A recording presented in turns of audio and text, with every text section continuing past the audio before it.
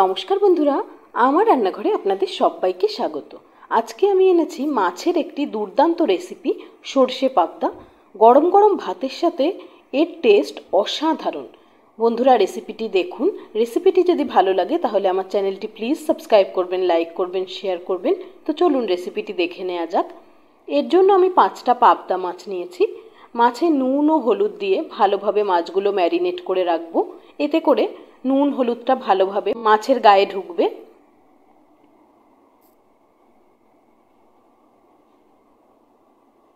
এবার মাছের ঝালের জন্য একটা মশলা বানাবো, যার জন্য 2 চামচ কালো সর্ষে, 1 চামচ সাদা সর্ষে নিয়েছি। আপনাদের হাতের কাছে সাদা সর্ষে না থাকলে আপনারা মোট 3 চামচ কালো সর্ষে দিয়েও ঝালটা বানাতে পারেন। সর্ষের সাথে 2টো কাঁচা লঙ্কা ও সামান্য নুন দিয়ে মিহি করে মশলাটা বেটে নেব। নুন দিয়ে মশলাটা বাটলে সর্ষে বাটাটা তেতো হবে না। গরম হওয়া সর্ষের তেলে ম্যারিনেট করে রাখা মাছগুলো সাবধানে ছেড়ে দেব।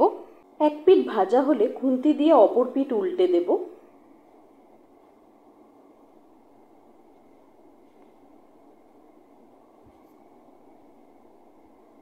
ভাজা মাছগুলো একটা বাটিতে তুলে নিলাম। কিছুটা তেল তুলে রাখবো। এবার বাকি তেলে কালো জিরে ফোড়ন দিয়ে দিলাম একটা চেরা কাঁচা লঙ্কা। ফোড়নটা কিছু সময় ভাজা ভাজা করে নেব। এতে করে ফোড়ন থেকে সুন্দর একটা মশলা ভাজা গন্ধ আসবে।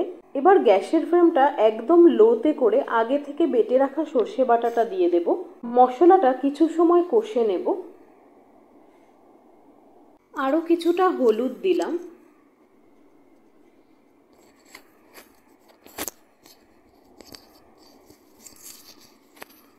খুব বেশি সময় কষবো না, কারণ সর্ষে বাটাটা বেশি ভাজা ভাজা করলে অনেক সময় তেতো লাগে।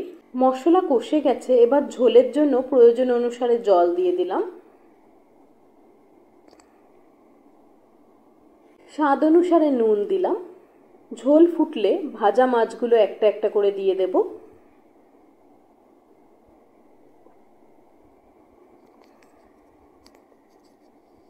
ঢাকা দিয়ে 7-8 মিনিট মতো ফুটতে দেব।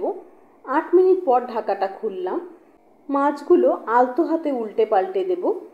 আবারও 2-3 মিনিটের জন্য ঢাকা দিয়ে ফুটতে দেব। 3 মিনিট পর ঢাকা খুলে সামান্য কিছুটা ধনেপাতা কুচি, একটা চেরা কাঁচা লঙ্কা ও 1 চামচ কাঁচা সর্ষের তেল ছড়িয়ে দিলাম। এতে করে মাছের ঝালের স্বাদ দুর্দান্ত আসবে, তাই এই স্টেপটা আপনারা বাদ দেবেন না।